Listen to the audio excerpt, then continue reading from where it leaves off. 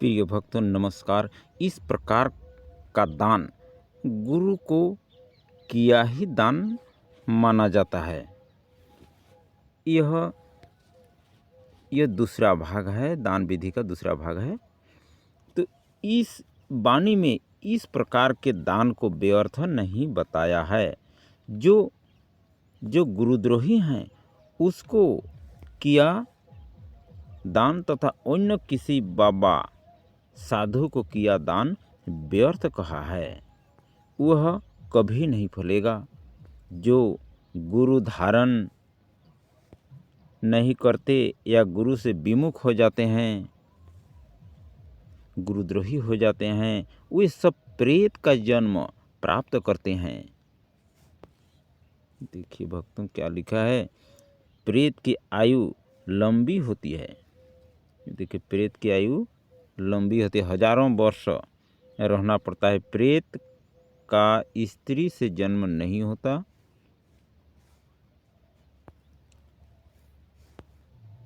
गर्भ के कष्ट को वह पाप आत्मा झेलता है, इस तरह कहा गया है। यहाँ से देखते हैं, बिना अधिकारी से करवाया गया धार्मिक अनुष्ठान व्यर्थ बताया है। कबीर गुरु बिन माला फिरते, गुरु बिन देते दान, गुरु बिन दोनों निष्फल है, देखो वेद पुराण। गुरु की आज्ञा आवहीं, गुरु की आज्ञा जाए, कहे कबीर सो संत है आवागमन नसाय। गुरु बिन दान पुण्य जो करहीं, मिथ्या है कबहु नहीं फलहीं। गुरु बिन हम यज्ञ नहीं कीजय, गुरु की आज्ञा माही रही जय। गुरु से ही सदा हित जानो, क्यों भूले तुम चतुर सयानो। अर्थात अपने गुरु के अतिरिक्त किसी को दान नहीं देना चाहिए। वह दान फल के अतिरिक्त अन्य किसी को दान नहीं देना चाहिए। न ही कोई पुण्य कर्म धार्मिक अनुष्ठान कर्म करवाना चाहिए। अर्थात अपने गुरु के अतिरिक्त किसी को दान नहीं देना चाहिए, वह दान फल नहीं देता। गुरु के अतिरिक्त अन्य किसी को दान नहीं देना चाहिए। न ही कोई पुण्य कर्म अर्थात धार्मिक कर्म करवाना चाहिए। गुरु का आज्ञाकारी भक्त सफल होता है, वही सही भक्त है, उसका आवागमन का चक्र समाप्त हो जाएगा। गुरु जी की आज्ञा से सर्व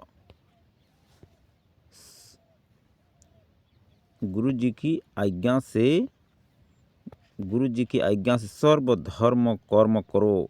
मेरी रामपाल दास की आज्ञा से जयती व पाठ के रुपये मेरे द्वारा नियुक्त विश्वास पात्र भक्त लेते हैं, लिखते हैं, दास को बताते हैं, आशीर्वाद लेते हैं, तब उस धर्म कर्मों को करते हैं जो सबको यथार्थ लाभ देता है। हे चतुर व्यक्तियों, क्यों सियाने बनकर यथार्थ भक्ति मार्ग को भूले हो। गुरु से ही सदा अपना हित मानो, यानी गुरु जी से धर्म कर्म करवाना ही हितकर लाभदायक है। इसी में अपना हित भला जानो। प्रिय भक्तों, सच्चा दान का पात्र सिर्फ गुरु जी है, इसलिए अपने गुरु के अतिरिक्त किसी को दान नहीं देना चाहिए। यह दान फल नहीं देता। गुरु के अतिरिक्त अन्य किसी को दान नहीं देना चाहिए। ये बात याद रखना चाहिए, क्योंकि कोई दूसरा उसका दुरुपयोग ही करेगा। क्योंकि जो अनधिकारी को दान देता है तो दान देने वाला और लेने वाला दोनों नरकगामी होते हैं। देखिए, विद्या एवं तपस्या से हीन ब्राह्मण को प्रतिग्रह दान स्वीकार नहीं करना चाहिए। इस प्रकार दान लेने पर वह प्रदाता मतलब देने वाला और स्वयं को अधोगामी बना लेता है, जो लेता है उसको भी अधोगति होती है। इसलिए प्रतिदिन उपयुक्त पात्र को दान देना चाहिए। और उपयुक्त पात्र कौन है? वह ब्रह्म ज्ञान दाता सद्गुरु है, ब्रह्म तत्ववेत्ता श्रेष्ठ हैं। वे हैं उपयुक्त पात्र हैं, इसलिए उपयुक्त पात्र को ही दान देना चाहिए। गीता में भी स्पष्ट कहा गया है। श्रीमद् भागवत गीता के अध्याय 17 श्लोक 20 में भी कहा गया है कि दान देना ही कर्तव्य है। ऐसे भाव से जो दान देश तथा काल, देश काल में जिस वस्तु का अभाव हो, वही देश काल उस वस्तु द्वारा प्राणियों की सेवा करने के लिए योग्य समझा जाता है। और पात्र के भूखे, अनाथ, दुखी, रोगी, असमर्थ तथा भिक्षुक आदि को तो अन्न, वस्त्र, औषधि एवं जिस वस्तु का जिसके पास अभाव हो, उस वस्तु द्वारा सेवा करने के लिए योग्य पात्र समझे जाते हैं। और श्रेष्ठ आचरणों वाले विद्वान ब्राह्मणगण जन धनादि सब प्रकार के पदार्थों द्वारा सेवा करने के लिए योग्य पात्र समझे जाते हैं। प्राप्त होने पर उपकार न करने वाले के प्रति दिया जाता है, वह दान सात्विक कहा गया है। इस प्रकार यह श्रेष्ठ दान है। यद्यपि यह सात्विक दान है, लेकिन फिर भी यह दान में श्रेष्ठ है। इसमें पैसे देने के लिए नहीं कहा गया है। देखिए भक्तों, पैसे देने के लिए नहीं कहा, क्या कहे गए हैं यहाँ पर? भूखे, अनाथ, दुखी, रोगी, असमर्थ, भिक्षुक को तो अन्न,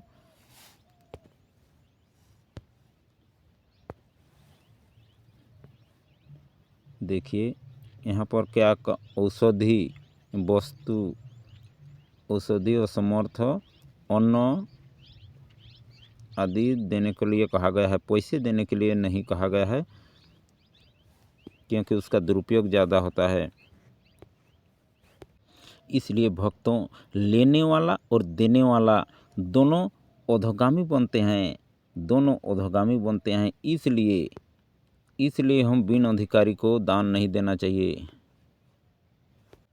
बिन अधिकारी को दिया गया दान तामसिक दान कहलाता है। और श्रीमद् भागवत गीता अध्याय 16 में श्लोक संख्या 20 में क्या कहा गया है कि हे अर्जुन, वे मूढ़ मुझको न प्राप्त होकर ही जन्म जन्म में आसुरी योनि को प्राप्त होते हैं, फिर उससे भी अति नीच गति को ही प्राप्त होते हैं, अर्थात घोर नरक में पड़ते हैं। तो इसलिए वह दान कष्टकारक बन जाता है। इसलिए हे प्रिय भक्तों, हमको शास्त्र अनुकूल ही दान करना चाहिए, सद्गुरु के अनुसार ही दान करना चाहिए। जो गुरुजी की आज्ञा को नहीं मानता, जो शास्त्र की आज्ञा को नहीं मानता, उसे श्री रामचरितमानस में कृतघ्न कहा गया है, उसका कोई गति नहीं है।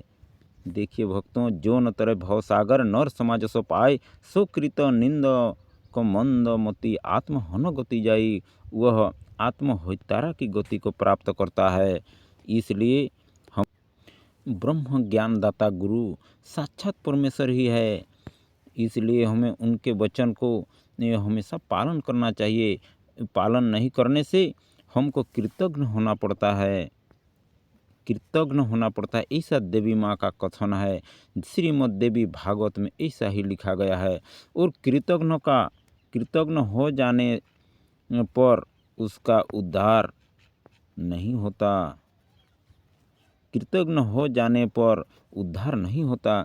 श्री रामचरितमानस में भी ऐसा ही कहा है, सो कृतघ्न निंदग मंदमति आत्महन गति जाई, आत्महत्यारा की गति को प्राप्त करता है और वो आसुरी संबंधी लोक में जाता है और जन्म मरण के चक्र में जाता है और 84 लाख जन्म में फिर पड़ जाता है, तिर्यक जन्म में जाता है। ऐसा कष्ट बताया है। इसलिए सदगुरुदेव की आज्ञा का तन मन वचन से पालन करना चाहिए। ऐसा माँ देवी माँ बोल रहे हैं, माँ दुर्गा माता कर रहे हैं।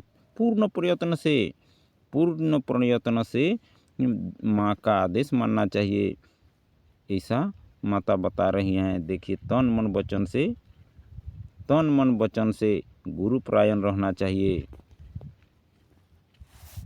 प्रिय भक्तों, माँ दुर्गा बोल रही हैं कि तन मन वचन से गुरु की आज्ञा का पालन करना चाहिए। अब वेद भगवान क्या बोलते हैं उस पर देखते हैं।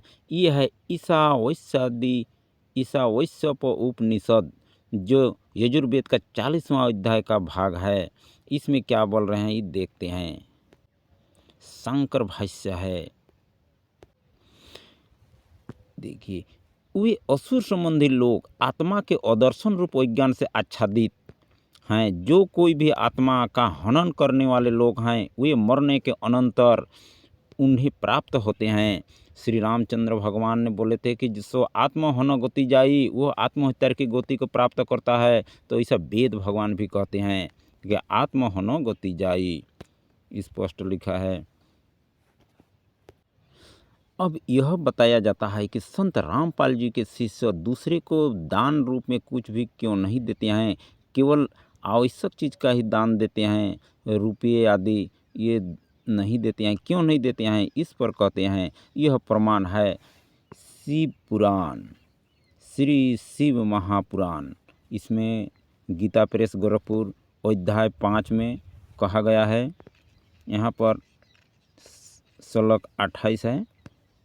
देखिए, उपदेश ग्रहण करते हुए द्विज के कार्य में जो विघ्न उपस्थित करता है उसे भी ब्रह्म हत्यारा कहा गया है। गुरु से उपदेश करते हुए,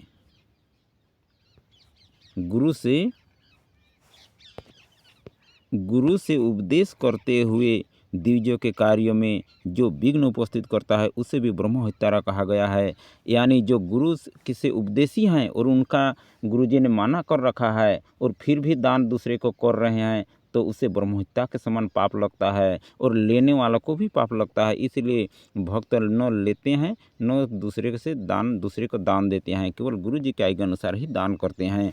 साधु पुरुष को चाहिए कि ब्राह्मण के धन को त्याग दें तथा उसे धर्म के कार्य में भी न लगाए, अन्यथा उसे ब्रह्म हत्या का दोष लगता है। प्यारे भक्तों, इस प्रकार का दोष लगता है। साधु पुरुष जो है उससे जो भक्त है उसको का धन गुरु जी की आज्ञा के बिना किसी दूसरे को नहीं देना चाहिए।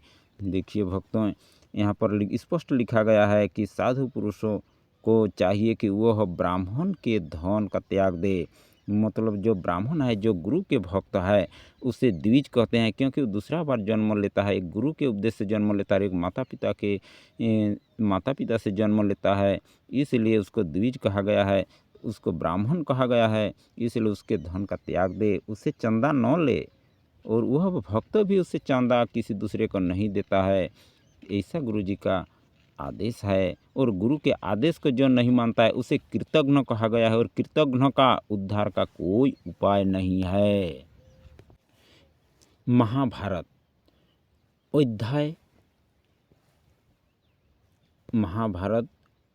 अध्याय जो शीर्षक है वन पर्व है, उसके अध्याय नंबर है 313। उसमें कहा गया है कि ब्राह्मण को दान क्यों दिया जाता है, ब्राह्मण को दान क्यों दिया जाता है।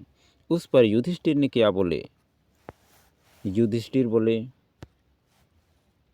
धर्म के लिए ब्राह्मण को दान दिया जाता है, धर्म के लिए ब्राह्मण को दान दिया जाता है। तो ब्राह्मण का चिन्ह क्या है, इस पर कहते हैं ये है कल्याण। गरुड़ पुराण का आचार कांड, ब्रह्म ज्ञान निरूपण तथा षडंग योग, पृष्ठ है 359। देखिए इसमें क्या लिखे हैं, भगवान की वाणी है, गरुड़ पुराण का है। जिसके हाथ उपस्थ उदर और वाक्य ये चार सुसंयत रहते हैं वही बुद्धिमानों के द्वारा विप्र कहा जाता है।